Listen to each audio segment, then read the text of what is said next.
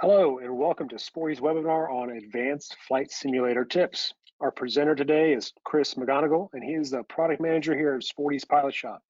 He is our resident flight sim geek and our go-to when it comes to everything flight sim. One quick reminder that this webinar is being recorded and it will be posted for review later this week. So if you get distracted or want to go back, go over some of this material, you can do so by going to sportys.com/webinars. In addition to Chris, we have Sporty's flight sim experts on hand to help answer questions as we go along. And with that, I'll hand it over to Chris. Chris, thank you for being here today. Thank you, Doug. And let's go ahead and jump into advanced flight simulator tips. A little bit about myself. I have been with Sporty's for about 10 years now.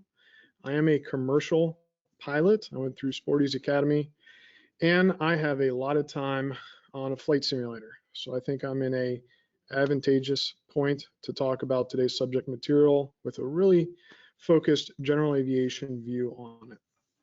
So let's jump into it. Today's outline, we're going to talk about quite a few topics, and they will be an introduction to software options, just a quick review of what's out there on the market. We're going to talk about hardware options. Again, this is going to be a smaller focus on hardware. If you are interested in what's a good yoke, what's a good throttle, all the above, I recommend Flight Sim 101 webinar. We do have that archived on our YouTube page, but today we're going to focus on what to do with those hardware pieces, but we will cover a couple of the more popular ones. We're also going to talk about the very popular Microsoft Flight Simulator, X-Plane 12, scenarios, maneuvers, and then instrument flying, which that category will be a good portion of today's webinar. We're going to talk about some software add-ons we have at our disposal, additional resources, the ever popular question of logging time in a simulator, and then we'll conclude with further steps. So let's do a quick look at how far we've come with regards to flight simulators. Now this is Flight Sim 2.0, which came out in 1984. Version 1 actually came out in 1982, which means Microsoft is celebrating 40 years of Flight Simulator this year, actually this week. And it has been a very popular, very useful program for a lot of people interested in flight sim. As you can see, the graphics have improved. A lot of the instruments have improved. And it is a very helpful training apparatus and something that a lot of people who have gotten into flying in real life, they started off in Microsoft Flight Simulator. Final picture, I like to caption this one, the old landing at the new. You can see an aircraft, I think that's from Flight Sim 3.0, landing at the newly renovated Meigs Field in Microsoft Flight Sim 2020. So looking at these programs again, what are popular by today's standards? Microsoft Flight Sim 2020, it is the most used flight simulator program when taking a large populace poll. Came out in August of 2020. Timing was everyone's staying at home, other factors contributing to it, and it has been extremely popular here at Sporty's and for the aviation community. Another option that's newer is X-Plane 12. X-Plane 12 came out a couple months ago. As of the time of this webinar, it is still in beta testing. You do have access to this program at Sporty's, and when it does go to the final version, whether you buy it today, whether you wait till that version comes out in say a month or 2 months, you get access to the final version of it. So I've logged quite a few hours on X-Plane 12 here at Sporty's. It's 98% of what that quote unquote final version will be. And it's a great program that really focuses inside the aircraft. What are the dials supposed to indicate in this situation? Full power at this weight, what am I going to see on my VSI? What am I going to see on my altimeter and my airspeed indicator? It's a really good program for someone who knows they want to be a pilot and complement that with a simulator. Another version is Prepared. This one has been out for a little bit longer. I'd say about 2012, I believe, is when Prepared came out. It is owned by Lockheed Martin, and it's more of a training-based or scenario-based program. I know quite a few pilots who get paid to fly some of the wide-bodied aircraft, and their simulator program of choice when they go home is prepared. So I think that speaks to the realism of it, the ability of the program to simulate what you expect, and it's one worth considering if you know you want to get compensated for being a pilot. Another software program worth reviewing is Infinite Flight. This program is meant for devices. So think of you've got a layover or you've got some time at the terminal. I like to use Infinite Flight on my phone, which uses the accelerometer. So as I tilt my phone, you can see I'm entering a bank to the left. And then I will connect it to my electronic flight bag or ForeFlight in this image, and I'm able to track my digital aircraft on my moving map. I'm also using AHRS in this scenario, and I'm getting a better understanding of what ForeFlight can do, some of its most recent updates, all from the convenience of my desk with an iPad and a phone. So Infinite Flight is a great program and one I recommend if you are serious, but you don't want to have a big bulky PC. So let's jump into some of the hardware we offer here at Sporty's. The TakeFlight Simulator Yoke with Throttle Quadrant, also known as Logitech, is one of our most popular pieces we have here at Sporty's. It comes with the yoke with a timer on front, and it also comes with engine management. So there's 3 levers currently configured for throttle, prop, and mixture. One thing worth mentioning is the SATEC yoke. It only has 45 degrees of travel left of center and right of center. So you don't get the full 90 left and the full 90 right. Worth mentioning, but this is a great starter yoke for anyone who is thinking about considering a flight sim. The Honeycomb Alpha Flight Simulator yoke, it has less bells and whistles, but it makes up for it internally. This one uses bungee cords, whereas the SATEC version uses metal springs. Reason I like to highlight the bungee cords is it's a more smooth feel of how this yoke operates when you go the full 90 degrees left, 90 degrees right, which this one offers. It's going to feel more realistic to what you expect if you've got time in a Cessna 172 or other aircraft. It is our most popular yoke here at Sporty's, and with 1 or 2 other add-ons, you can have a really potent flight sim home hardware deck with a Honeycomb Alpha Flight Sim yoke. We also offer plenty of flight sticks. I like to recommend these for someone who is wanting to get into flight sim, but they don't want to commit too much financially, because these do a lot in a small package. They're also really great if you've got limited desk space. We'll start with the Logitech Flight Sim joystick on the left, which offers roll control by moving the stick left and right, pitch control forward and backwards, and then also yaw control of twisting the stick. So it takes care of those primary flight controls in one small little package, and then that lever on the back is also your throttle control. So it really takes care of the basics. It's currently on sale here at Sporty's, and it's a great option for someone who wants to start simming, if you will, but not get too overwhelmed with a lot. If you do feel confident in your abilities and you're up to the task to do a little bit of programming in the simming, the Logitech X56 HOTAS throttle and stick is a great flight stick also. You can see it's 2 separate bases. So right here in this image, we have a right hand stick, left hand throttle configuration. You can easily move those over to where stick is on the left, throttle's on the right, simulate flying an Airbus or something of that sort. This one has metal switches. I should take a step back.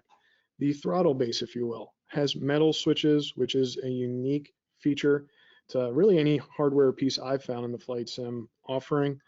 And then you'll see the big throttle lever we have in front of us. There's a brake down the middle.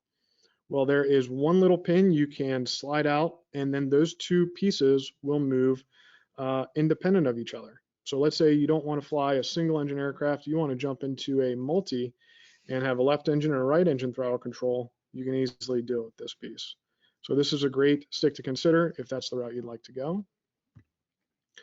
Let's say you get the Honeycomb Alpha I mentioned previously, which doesn't come with any engine controls.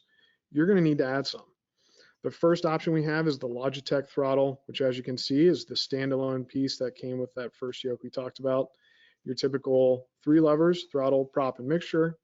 And then I also like to highlight, you could purchase 2 of these, put them next to each other, rearrange those levers on top and have 2 throttles, 2 props, and 2 mixtures. And you've very frugally made a really nice multi-engine engine management system. So that's worth considering.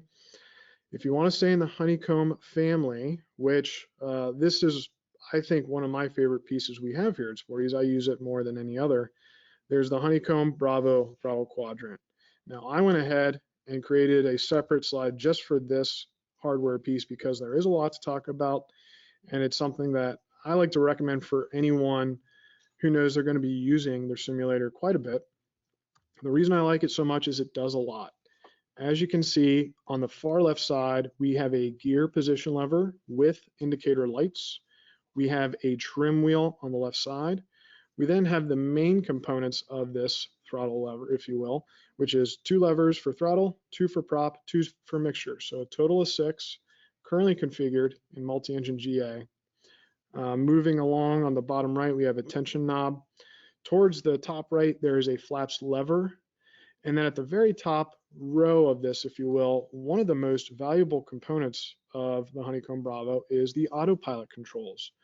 You have 2 knobs and then 7 buttons to set the autopilot in your digital simulator and learn how those conversions from level flight to a climb at a certain vertical speed to a descent, changing your heading bug, all those are set with the Honeycomb Bravo. And when I first started using the Bravo, that was one of the features that I really enjoyed the most. But that being said, there's a lot else you can do with it, including reorganizing of these levers. So each one of the 6 comes off. You can move it to whichever one you want, and you can cover up the ones you're not using. So here we have it configured for, say, a Cessna 172, just a throttle and a mixture. Here we jump up maybe to a 182. We have a throttle, a prop, and the mixture. And then here we have our multi-engine, as showed before, 2 throttle, 2 mixture, 2 props. But there's actually a little bit more. With the Honeycomb Bravo, you actually get commercial airliner levers also. So here we have configured for a 2-engine jet with our speed brake on the left and our flaps lever on the right. And then, of course, you can do a 4-engine if you want to jump into one of those really wide-bodied aircraft. So as we can see, a lot of options with the Honeycomb Bravo out there. There's really no aircraft you're going to find that this can't work with.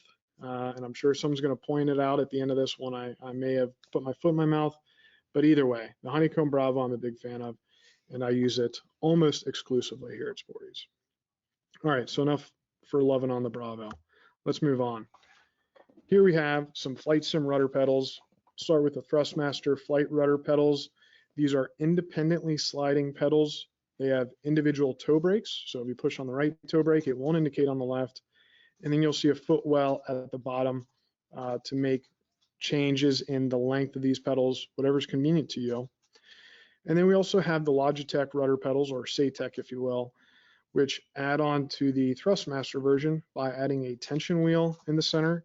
And then you'll see those little silver buttons on the center of the pedals. Those are little stoppers that allow us to really change where that bottom footwell sits. So you can move it to the bottom and have a really large setting for your footwell, or move it to the top and have a setting for smaller feet. So really something that allows you to make sure this is going to feel comfortable for you, and is going to work well for you.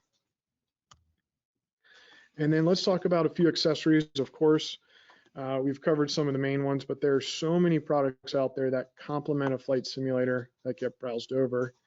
The first one I like to recommend is our EFB mount. This will work in an actual aircraft, and it will also work great for a desk. The main component here is the C-clamp you'll see towards the top of the picture. You're able to connect that to your desk, and then we will be able to apply any iPad in the EFB mount. The reason it can take any iPad is the teeth on the top and the bottom of that mount on the right side we're seeing. Those are interchangeable with the ones on the middle of the picture. So you can have 4 small teeth, you can have 4 large teeth, you can have 2 small, 2 large, whatever works for your iPad, whether it's the iPad mini or up to those big iPad Pro 12.9s. Yes, I have tried those. They do work in this. And this allows you to put your iPad at your desk around your hardware components and use your ForeFlight or Garmin Pilot in tandem with a simulator. Another one I like to highlight is relatively new to Sporty's offerings, and that's the Real SimGear GNS 430. This brings your avionics stack out of the digital aircraft and onto your desk. I'm sure anyone who has some time using a simulator can understand that it is very difficult to turn radio dials on a digital aircraft using your mouse, especially while you're flying and getting bumped around. It's next to impossible. So Real SimGear has a line of hardware options that bring the 430, the 530, we just added the GTN 650 and 750 to our offering, and it brings those onto your desk so you can turn those knobs with your actual hand. You can push the switch comms button, you can hit the direct to button and quickly enter the airport you're looking for. So a really nice way to bring that from the digital aircraft onto your desk, and allows you to better understand your avionics, but also conveniently program your avionics in the aircraft. A couple Xbox options, because Microsoft is popular on Xbox. In order to run on Xbox, hardware needs a special chip, and there's only a few hardware options out there that can do it. Some we like to highlight are the Thrustmaster HOTAS 1. This is a stick that in its current image is one single piece with a screwdriver. You can take those two pieces apart and change the orientation, go from right stick, left throttle, and vice versa. It also takes care of pitch, roll, yaw, your engine management, and then a few others there. If you want something more like a yoke for your Xbox program, the Thrustmaster Boeing yoke is Xbox compatible. And what's unique about it is it's got a pivot point beneath where the yoke handles are. So unlike the other yokes where you push, pull, roll, and the pivot point is behind the yoke's face, similar to a Boeing aircraft, this pivot point is at the base of the yoke. So it will move very much like if you were on a Boeing airplane. It has a couple throttle levers at the base of the yoke. It has full 90 degrees left and right. It's got a gear indicator or a gear lever on the base. And then of course it comes with three lever throttles on the right, which can be reconfigured. It's currently got one speed brake and two throttles. You can move those two throttles over and apply flaps if you'd like. So this is a very unique, very durable piece from Thrustmaster that allows you to operate on Xbox. And if you're interested in the yoke, or you're interested in the commercial aircraft of Microsoft Flight Sim, this one's worth looking at. Last but certainly not least, it falls into the hardware realm, but SimYourPlane, our friend Ben, has created a very unique product that allows you to take your own actual aircraft. If you're an aircraft owner, you can bring it into the simulator, if you will, and work on muscle memory. The way it operates is we have multiple sensors with a tension cord on them, similar to what might be on someone's badge in the office, where you pull the badge off and then let go, and that tension cord brings it back. That's exactly what these are. You apply these to each axis in your flight deck. So think of your yoke. When you pull back, you'll have a sensor on that, and it will record how far back it moves or how forward it moves. Do the same for roll. So when you turn it to the left, this sensor or this tension cable is getting pulled, and it will relay that to the computer. You can do the same for your throttle, for your mixture, for your prop, for rudder pedals. And then once you have all of those pre-programmed, you can have a laptop running next to your aircraft. You can put on a VR headset, and then as you're in the simulator, when you push full throttle, now I'm going to take a step back. Make sure you have an aircraft that is off in your hangar when you're doing this. But when you're in those scenarios, you've got that PC running, push full throttle, and in the simulator, you'll see the aircraft go full throttle. Turn your yoke or your stick to the left, you'll see the digital aircraft do the same thing. It is a very unique way to bring your aircraft into the digital world and maybe get more accustomed to using your flight deck's orientation. But it is a little niche, but it was one worth highlighting here. All right, so we've covered hardware. Let's get into the two most popular flight simulator programs out there. First one is Microsoft Flight Simulator. As I mentioned, MFS 2020 came out in August of 2020. It's a very vivid program that uses Bing Maps to map out and create everything we're going to see outside the aircraft. you will see a lot of great screen grabs, a lot of great wallpapers for the PC from this program. It has a lot of different aircraft you can choose from, which we'll get to in a little bit. But Microsoft really has taken the simming community by storm. I know it's really caught the attention of a lot of people who have the aviation bug who may not have known it yet. And it is a great program we use a lot here at Sporties. They have a very impressive weather engine, which I like to highlight right there. As you can see, quite a bit of build-up for this Southwest flight ahead of them. And really a great program for anyone who wants to better understand how aircraft fly, but also take in a lot of the sights and frankly explore the world. Microsoft Flight Sim has a few very unique features that I like to highlight from an actual aviation realm, and that first one is flight planning. With flight planning, you are able to map out your route depending on where you want to take off, where you want to land. The program will automatically calculate how long that flight's going to take based off your aircraft. So in the screen grab we have right here, I'm leaving Los Angeles Airport. I'm heading to Santa Barbara. I'm in a Cessna 172. And for 78 nautical miles on an IFR low altitude airways path, it's going to take me just under 1 hour. You can also do VFR, you can do GPS, you can do direct. It really does give you a great overview of where you're going and what you should be aware of. But then it also gives you a horizontal profile. So I can look at when I'm going to reach my cruising altitude, which I preset at 6,000 feet. It'll tell you your distance to the next point, what altitude you need, some frequencies, what your speed relatively should be, how long each leg should be. This for me was eerily close to the profiles I created on a piece of paper, mind you, as I was going through my flight training. So this is something that I think is really applicable to people who are using a simulator as complements to training, and is a unique feature that I think is worth highlighting. Next up, we've got flight training. For anyone who gets interested in Microsoft Flight Sim and they want to better understand why an aircraft does what it does, Microsoft made sure to put in some flight training to help you understand what all those weird looking dials do in a Cessna 152 or 172. We have basic handling, we have takeoffs and landings, we have VFR navigation, airliner training, something I have very little experience in, bush pilot flying, and then IFR navigation. Here in the IFR navigation, you can see there are multiple lessons based off that category.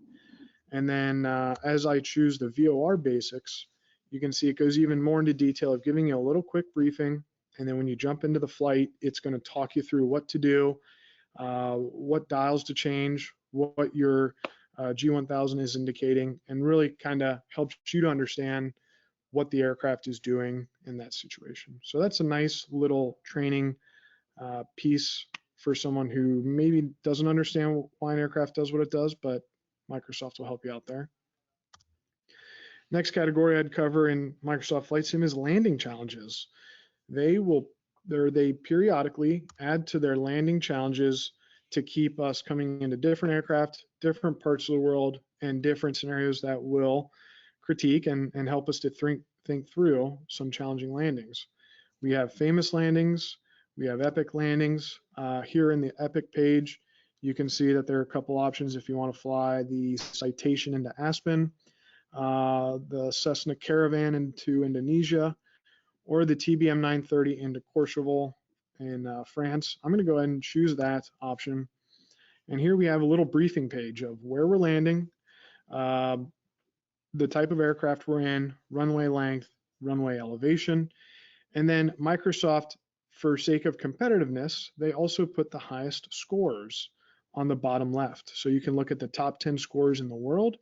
You can look at the top 10 scores between your friends. But either way, it does add that air of competitiveness there. As I click Go Fly, it gives you a quick little briefing page before you're in the digital aircraft. Here it tells me where the winds are from, my speeds as I go crosswind to base to final, and where I'm going to land relative to when the maneuver starts. Now, I don't have a recording of how this flight went, but I will say not my best performance. I actually got a C on this one. I think the extreme slant of Courchevel caught me off guard a little bit, You know, it's a landing I could walk away from, but not my best. But either way, future iterations, I'll factor that in. So the landing challenges are something I like to highlight. One that really surprised me is bush trips. When I refer to bush trips, for anyone who would associate, such as myself as a gamer, think of these are campaigns within Microsoft Flight Simulator rather than multiplayer. They are long, pulled out flights that range anywhere from 5 or 6 hours up to 10 or 11 with multiple legs, and allow you to really take these tours of different parts of the world and take in the sights and scenes. As you can see, some of them early on, we have Denmark, we have Finland, there's Iceland. This is one I've been flying recently. This is Discover Norway. And as you'll see on the right page, we have different legs with distance and estimated time en route legs. We have, excuse me, an image of our current airport where we last landed and where this leg will be taken off. On the left, we have a all comprehensive look at what exploring Norway is going to offer us. The total course is 1,205 nautical miles. Typical speeds, it's going to be about a 7-hour commitment, and there's 14 different legs for this entire discovering of Norway. So if you like exploring parts of the world, I highly recommend this. The final feature I like to point out is as I jump into a leg, the leg is pre-programmed into my GPS, and then on the left side, the nav log, depending on when you make turns for said leg, there could be anywhere from 7 or 8 different directions we're heading to conclude the leg. But each one gives us a briefing of what we can expect during that flight or that direction. If you look at point of view 2, the Great Belt Bridge, besides some of the other details, you're going to fly over the 5th longest spanning bridge in the world.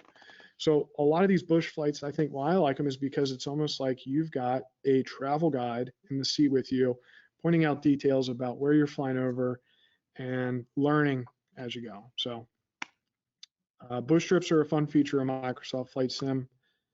I'd be remiss if I didn't at least mention Maverick, which came out right around when the movie hit theaters. Microsoft worked with Paramount and the Maverick team to create an FA-18 Super Hornet that they brought into the program. We have some challenges we can fly in the FA-18. Now, I don't want to take away from anyone who hasn't seen the movie, but a lot of these are similar to the goal of the movie, which is fly low and fly fast. So one of the associates here at Sporty's has gone ahead and made sure we get A's on all of these. Personally, I could not do that, so those are designated.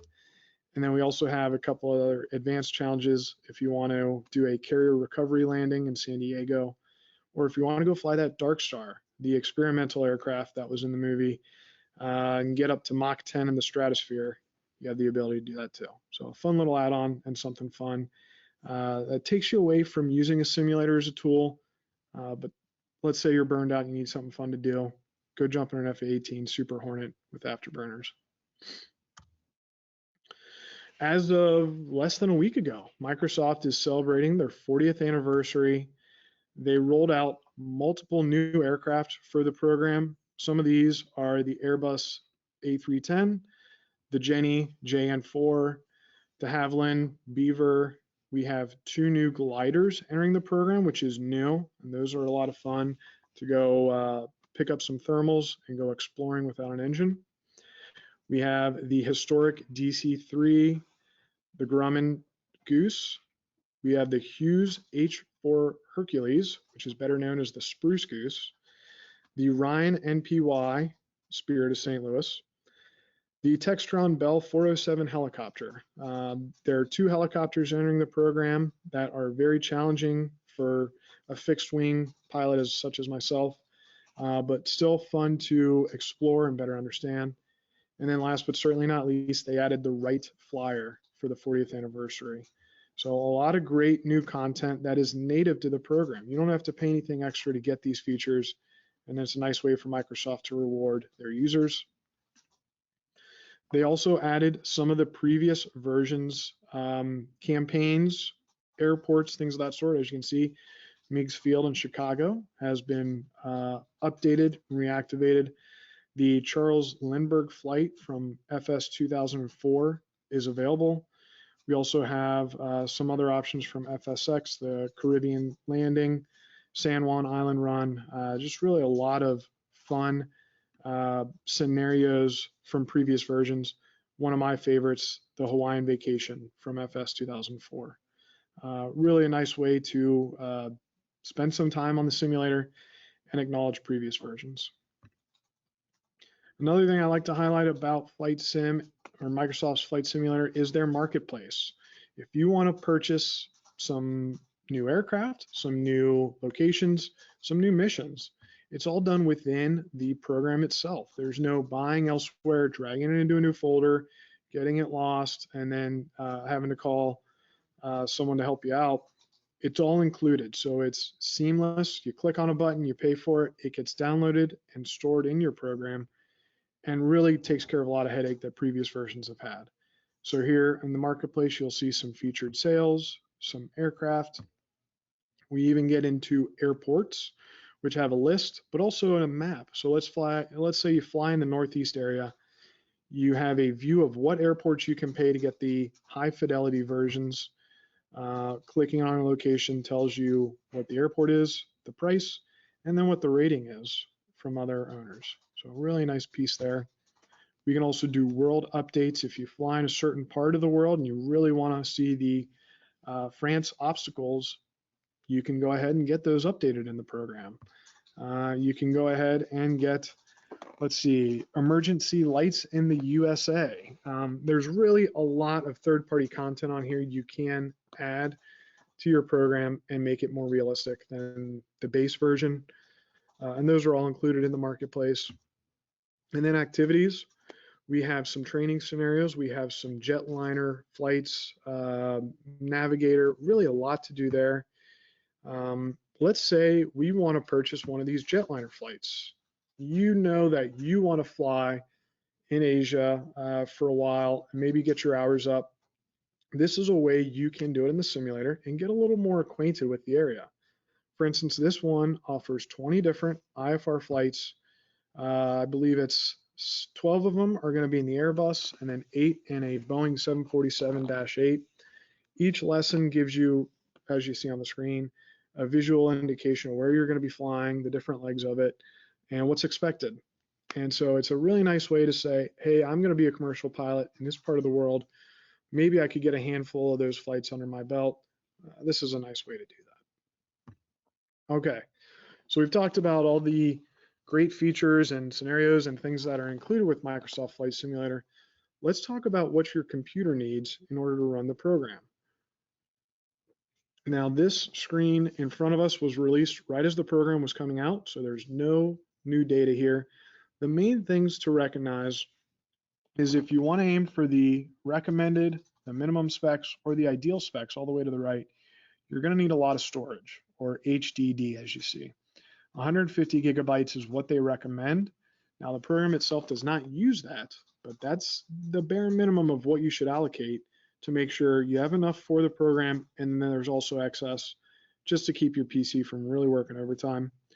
It's also worth noticing that when it comes to RAM, 16 gigabytes is kind of the middle tier there. That is a little bit noticeable, but everything else is about par for the course. And of course, there are things you can wind down in the program if you are really stressing out your PC and make it operate better.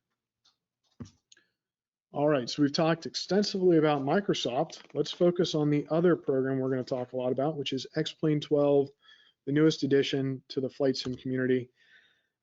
Whereas Microsoft might have focused more on the outside, the views, the landscape of where you're flying, X-Plane really takes us inside the aircraft and focuses on a lot of those aerodynamic specific indications.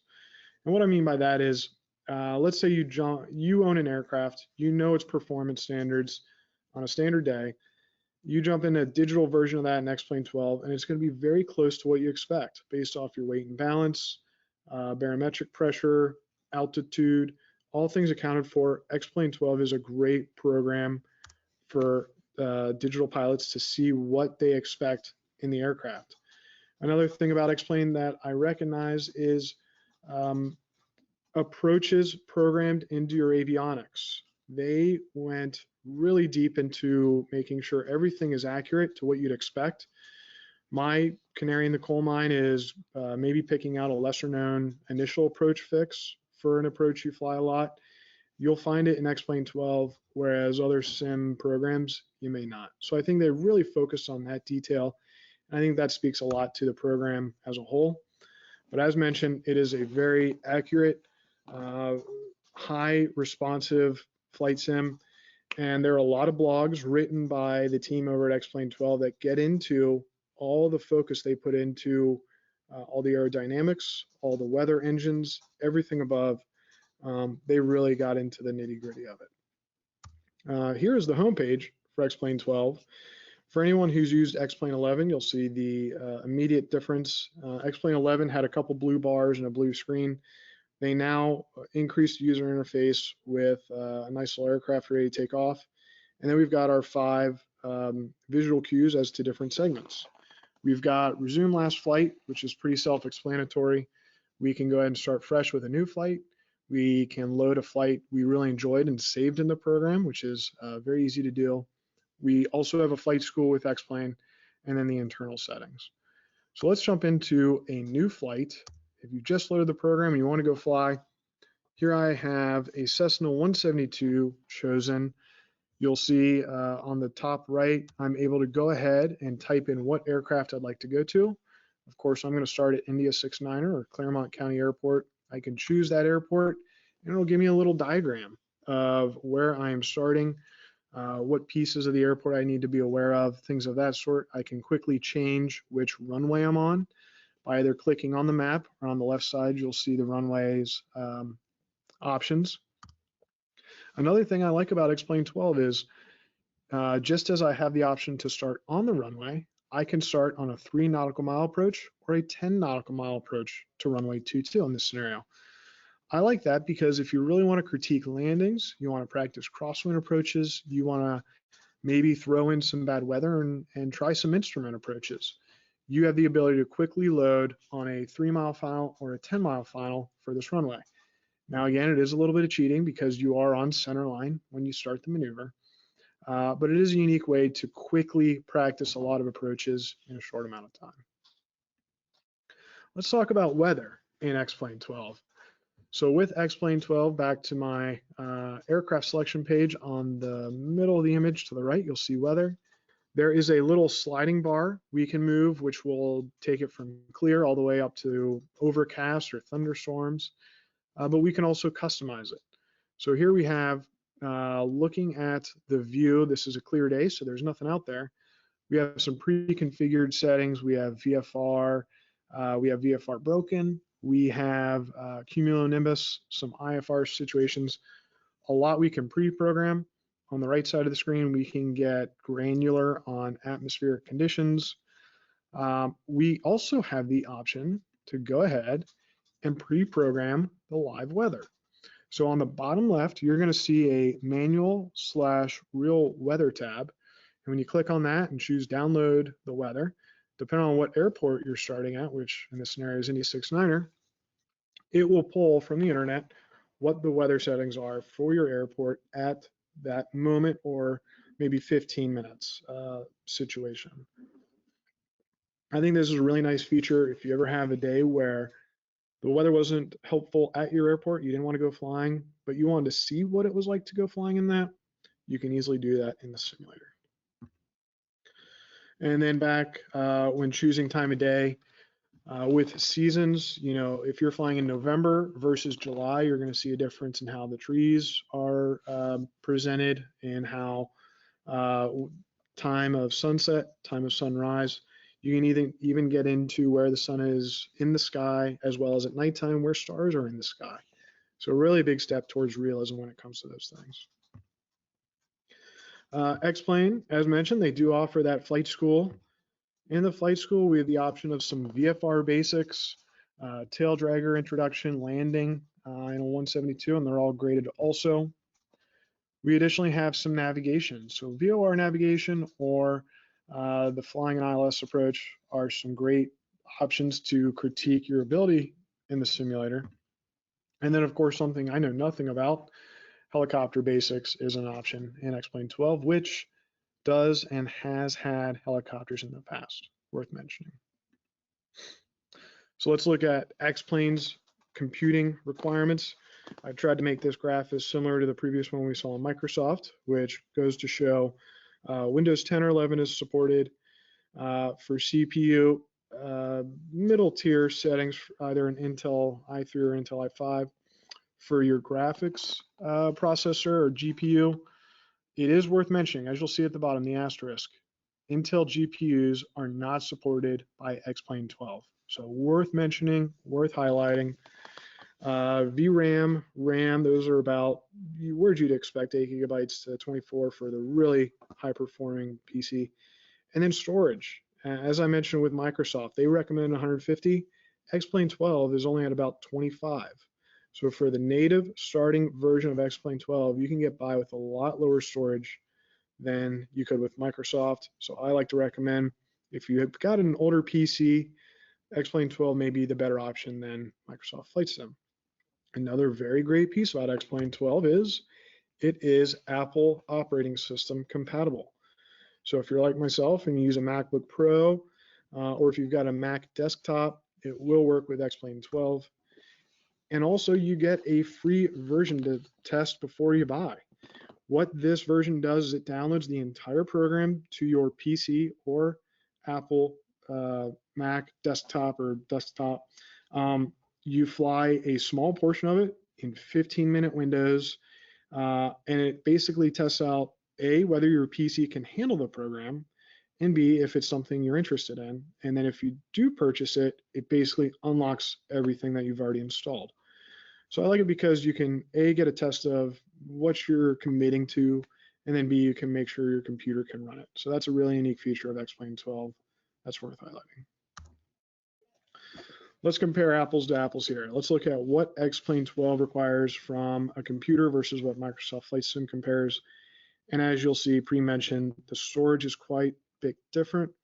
RAM is actually pretty close, whereas the recommended specs for X-Plane are a little higher than for FSX, or I'm sorry, Microsoft Flight Sim. Video RAM is pretty on course. So a lot of similarities, but again, I revert back to storage is a big one. And then if there's one thing to really tweak up, it's going to be your graphics card on these programs. Okay, so we have covered hardware. We've covered the two most popular simulator programs out there. Let's talk about what you can do with the simulator once you've got it built and ready to go at home. So a couple things I like to highlight. We're going to do failures and live weather, and we're going to compare Microsoft versus X-Plane, and then we'll jump into scenarios that work great in either program. So starting off with failures from Microsoft Flight Simulator, once we have our aircraft chosen, you'll see failures on the far left tab. We can choose those, and it's going to give us about 7 or 8 failures for the Cessna 172 that we can pre-program.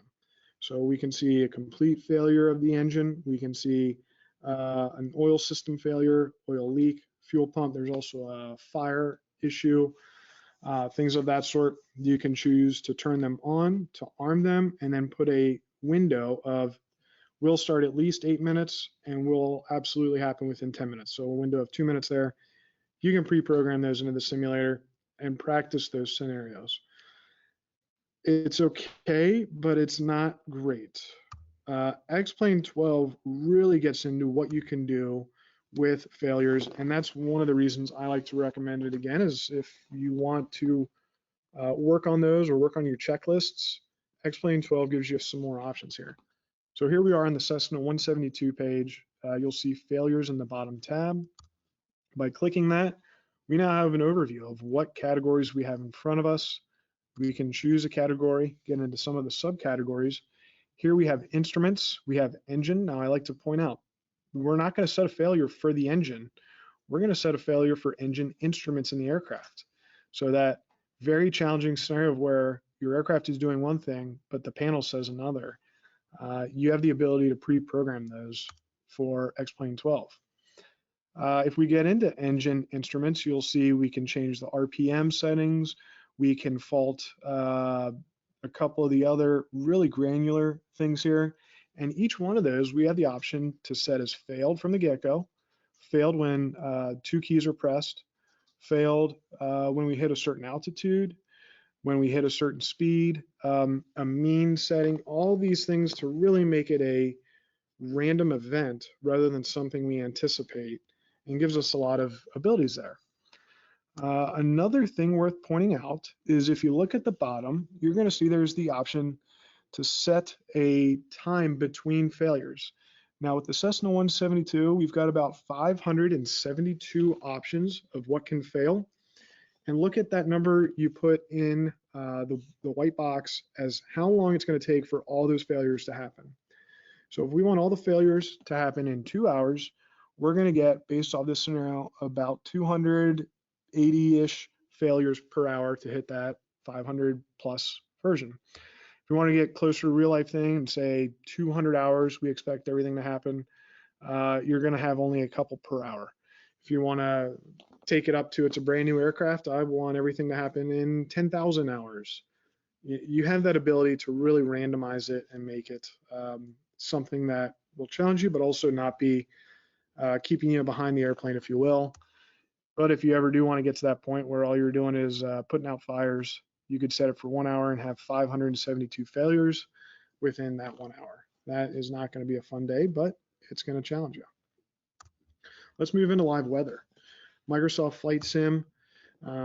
As you are on the world map page, you've picked up your aircraft, you've picked up your location, you'll see in the weather or flight conditions page, we can get into all those granular details on the right half of the page, the time of the year, the time of the day, winds, clouds, all the above. And then on the left side, we have multiplayer, we have air traffic, and then we have weather and time, which is currently set to custom. If we take that to the live button, we no longer have control of what the weather outside is going to be in our simulator. It's pre-programmed, it's set. So when I did this yesterday, I went ahead and jumped in the aircraft. It was a pretty marginal day. And as you can see, based off what ForeFlight or the METAR here at Sporty's was telling us, it's not looking too great. So this is a nice way to go ahead and auto-populate those settings into your program, and it works quite well in Microsoft Flight Simulator. In regards to X-Plane 12, I kind of covered it a little bit earlier. From the aircraft selection page, we go to the weather tab. We go ahead and click here, and then we populate the active weather. I did the same test yesterday right after Microsoft's version. Here, as you can see, we've got some wind layers. We also have some really bad clouds. And if I click on those, it'll give me the details of AGL, the heights, the ceilings, the bases, all the above, and really gets into what we can expect in our digital world. So live weather is a great feature for both Microsoft and X-Plane to get out and fly in those scenarios where you wouldn't do it in real life. Let's talk about some VFR maneuvers. And again, from here on out, when it comes to scenarios, these apply to both programs. That's the way to look at it. What are some VFR maneuvers we like to fly? Before I get into those, I like to highlight what we call the 10-foot rule. And what I mean by this is whatever happens within 10 feet of the runway is not going to be extremely accurate to what happens in real life. I like to highlight that a flare in a Cessna 172 in programs is not going to be accurate to what happens in a real Cessna 172. Being cognizant of that and being aware of it is helpful. Don't get me wrong, you can go practice those, but I don't want you to think, hey, I just greased 20 landings in a row in a Cessna 172 and X-Plane. I can go do the same thing in real life. They do not translate. So it's the rule of 10 feet. Also, taxiing in flight simulators. I do not know why, but it is always more difficult to taxi in X-Plane or Microsoft Flight Sim than what I experienced in 172. So again, that applies to that rule of 10. But everything above that, I like to highlight is a great training atmosphere for a simulator. So let's move on past the rule of 10. What else can you do with it? I like to highlight checklist practice. I was one of those students that put the map you see or the poster you see right there on my wall, and I ran through scenarios. Engine just went out. What do I do to try and restart it? Or the whole panel just went dark. What am I doing electrically? Now we have the ability to run through those scenarios and see what the reactions are in a simulator rather than just assuming it in our brain. I think that's something unique and something you can easily do with a simulator.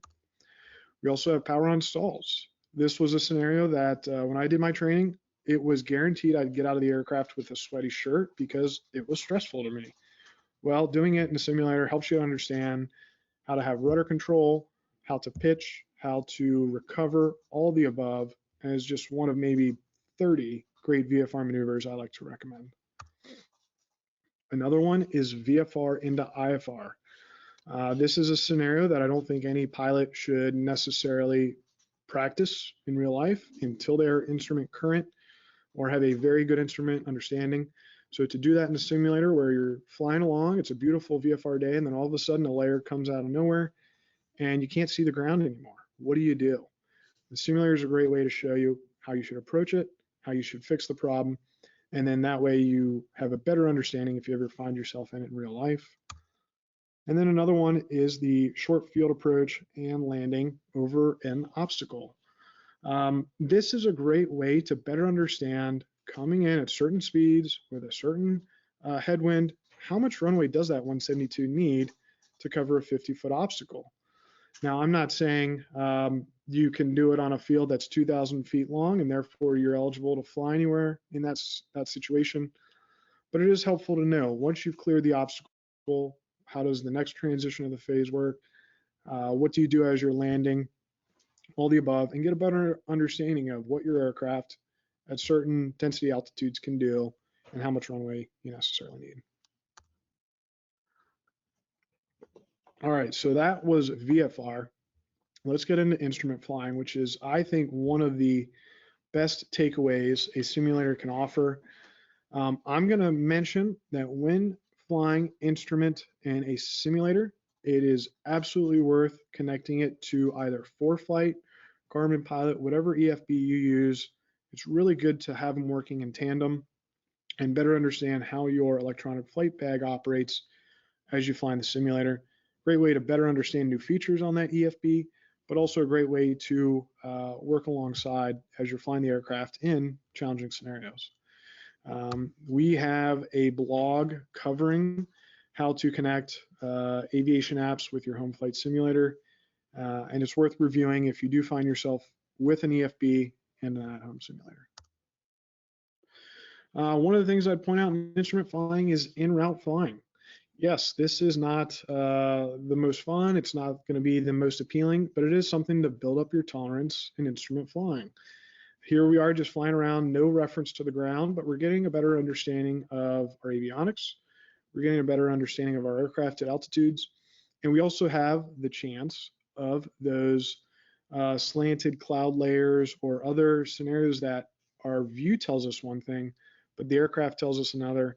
I think it's worth practicing in route flying just so you're not taking the outside edges of a flight's profile.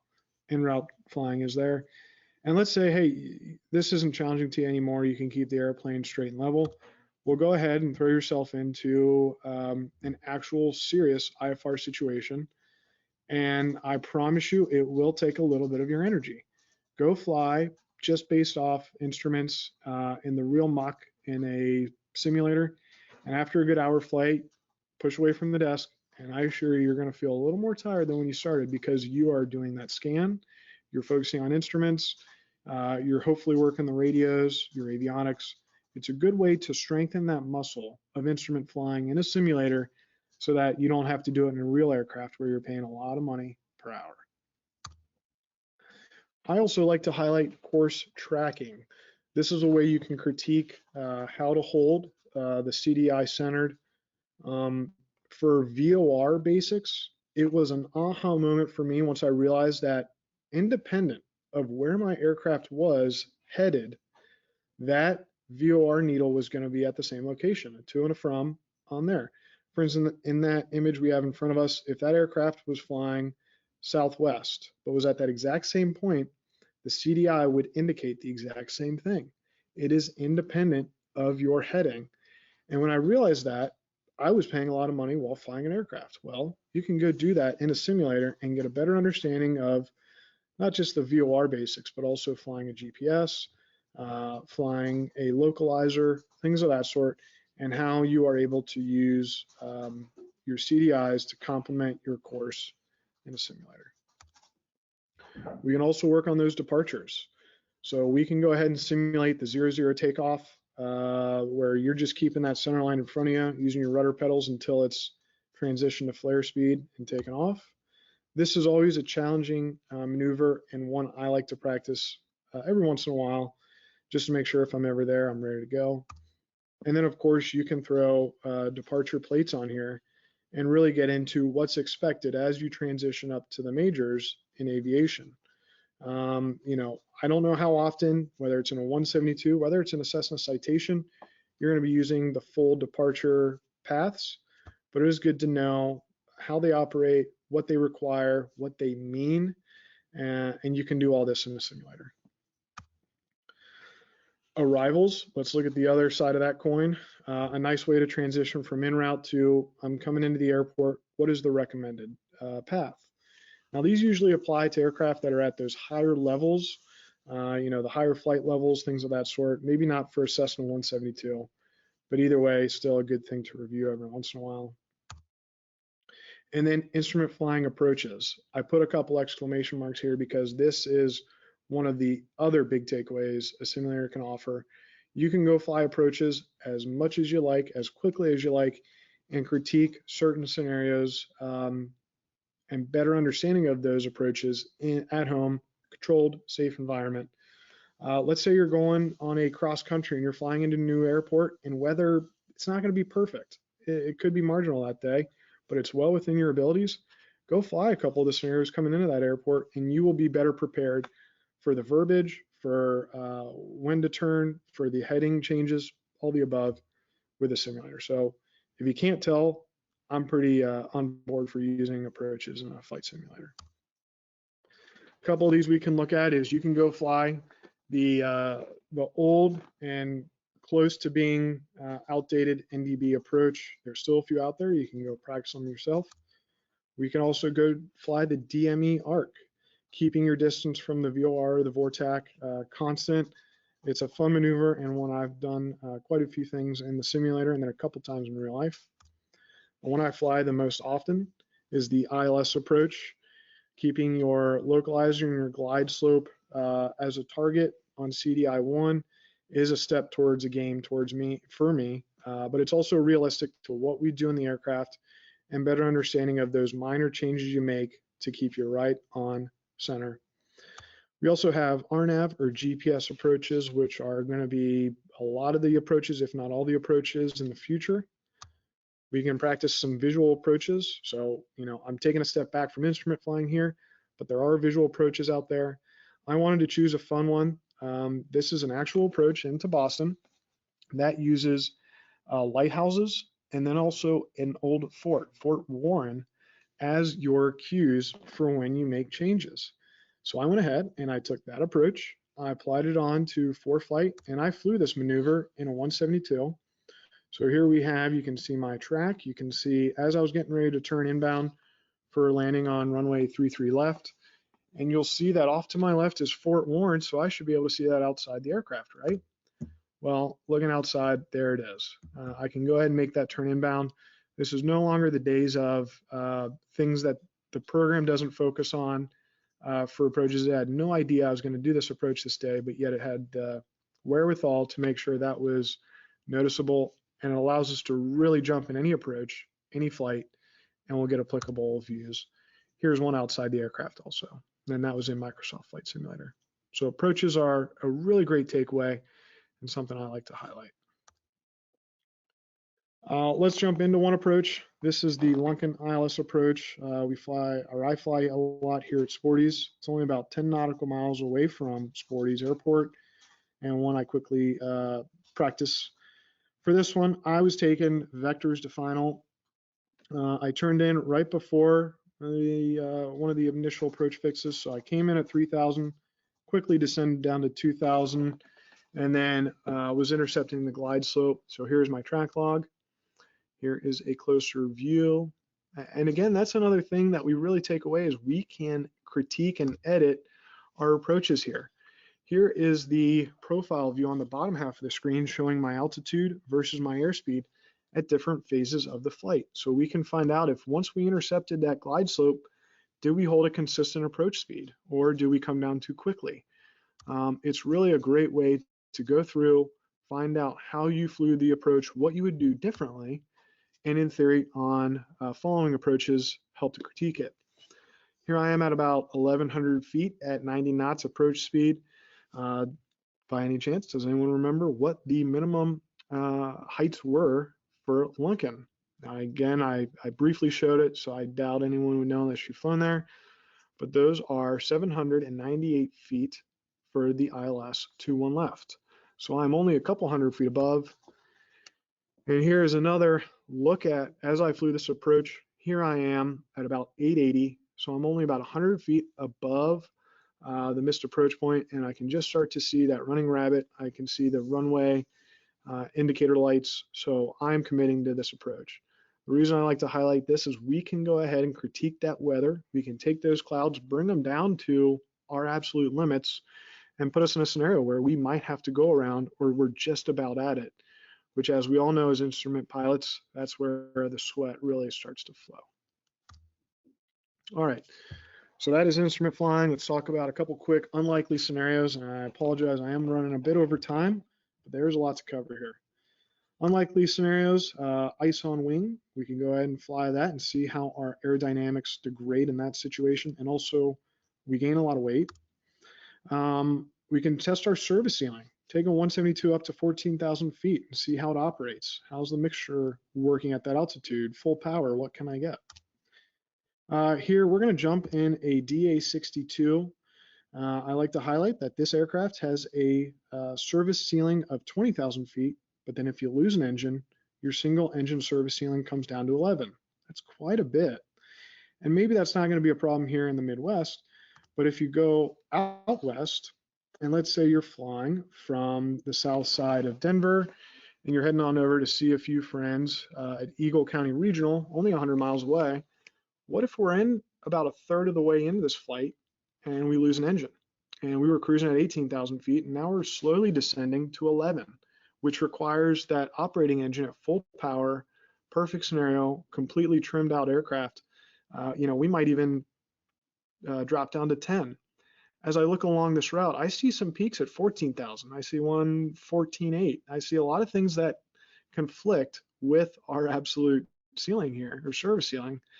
So it's worth putting yourself in a scenario like this where you may want to fly to the northwest towards that other airport, and then once you're over it, head to the southwest back to Eagle County Regional. You may want to turn around. Again, there's no decision to make for me that I can say is right. But these are the scenarios where it challenges us to think on the whim, to analyze and make that decision in a bad situation and become better pilots.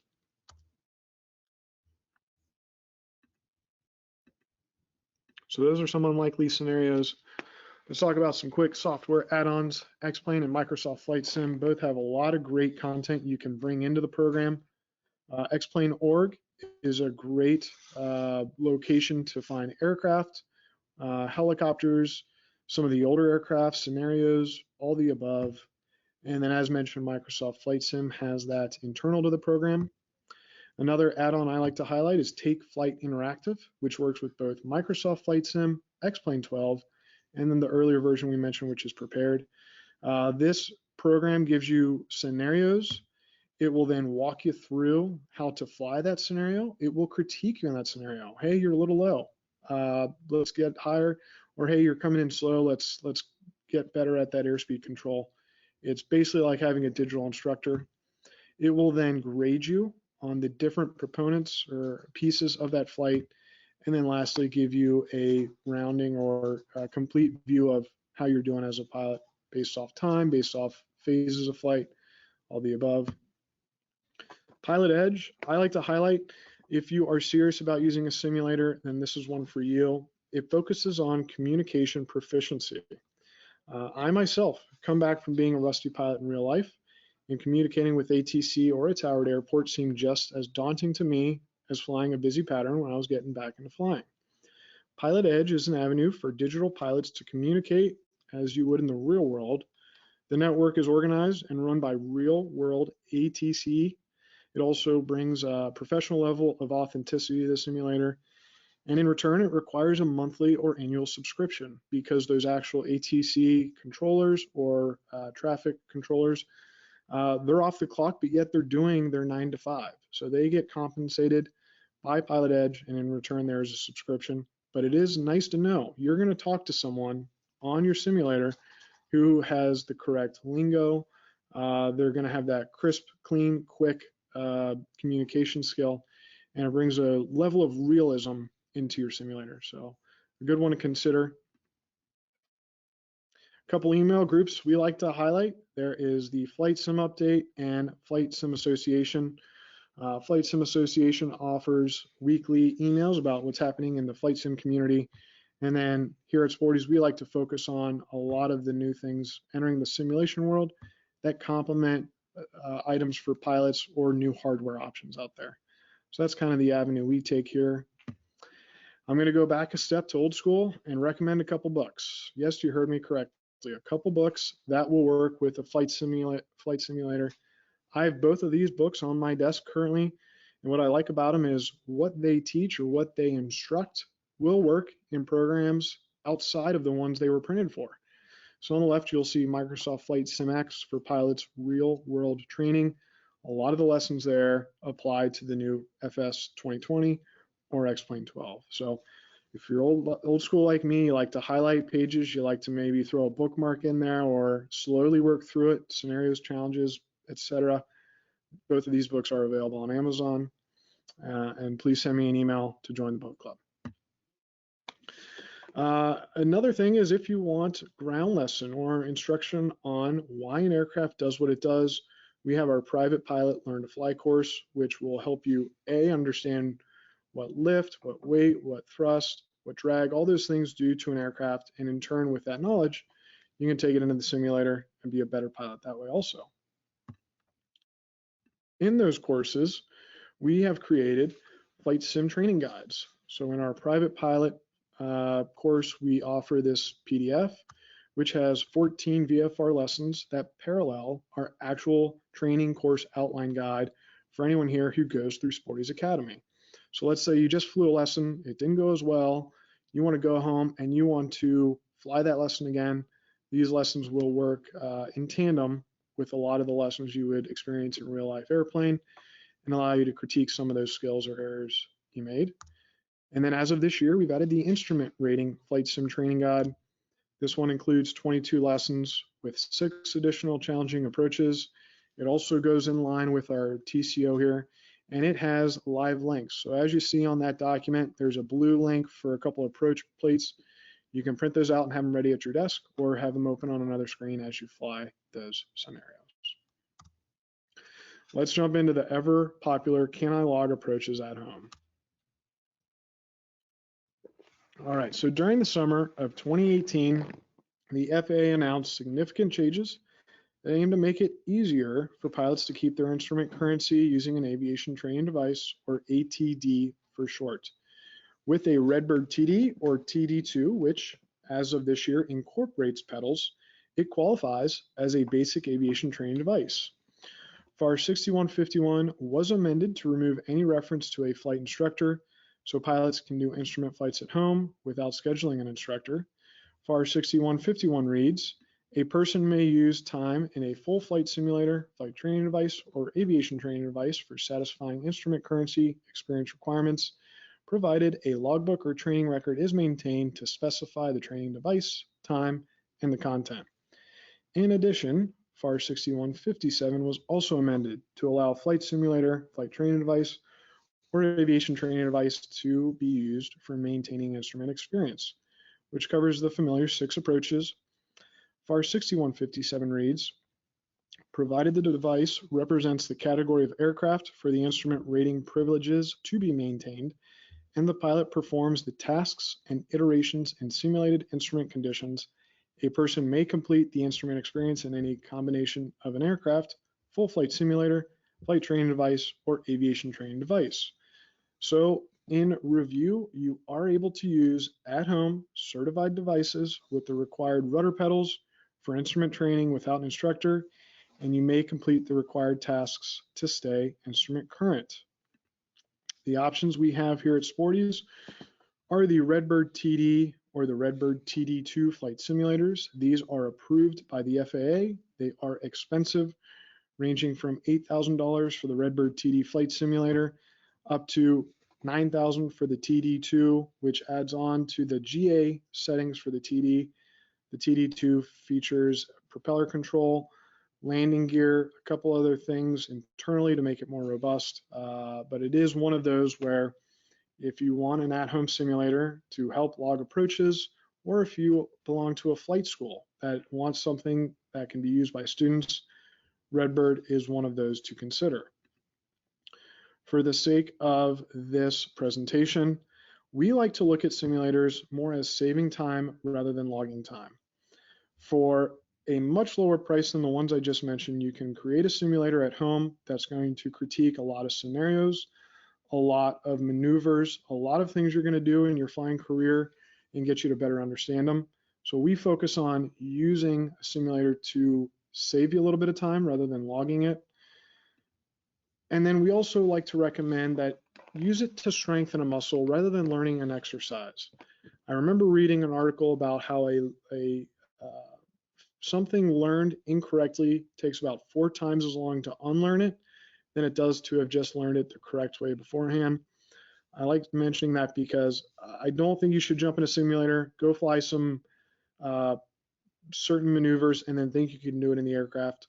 If you are going to use a simulator to complement flight training, please do the maneuver first in the aircraft, then bring it into the simulator to critique and get better for that next flight and really change the delta in how the first one went and how the second one goes. So the question always comes back to, are simulators valuable? I like to label them very valuable. And I cite that because of how far we have come. The very first trainer was the Link trainer used in World War II, and it was said that a lot of pilots would have actually preferred an actual mission instead of using the Link trainer. It was very elementary. You can see there's a few dials there. It probably rotated a little bit, maybe shook to simulate turbulence, but it didn't do much. But it was the baseline for a simulator. It was used by the military. In about 80 years since World War II, there have been leaps and bounds in the progress and the ability a flight simulating device can do. And we are lucky because we're in a time where for a fractional budget of what it used to cost, we can create a great at-home simulator, a great programming logic, great add-ons to create something that will get maybe not very close, but close to what we'd experience in the aircraft, and therefore make us better physical pilots rather than just digital pilots. So if you ever ask me, is a simulator valuable? That's going to be my answer. In conclusion, if any of the hardware pieces or things we mentioned today seem interesting to you as we head into the holiday season, or you want to better round out your flight sim at home, we have a lot of hardware options at sportys.com. As you'll see from our homepage, you can jump up to the menu category. In there, the third from the bottom category is flight simulator. And then we get into subcategories here if you want to get granular on which pieces you want or brands. So we hope you'll check that out. We're also proud to announce we have a new webpage, Flight Sim Update. We have created a lot of content, a lot of articles, blogs, videos, product pyreps, webinars like the one we're listening to right now. And we wanted one place for it all to live, and that is flightsimupdate.com. So we hope you'll check that out, bookmark it if you enjoy it, and periodically come back to see what's new and what we've created.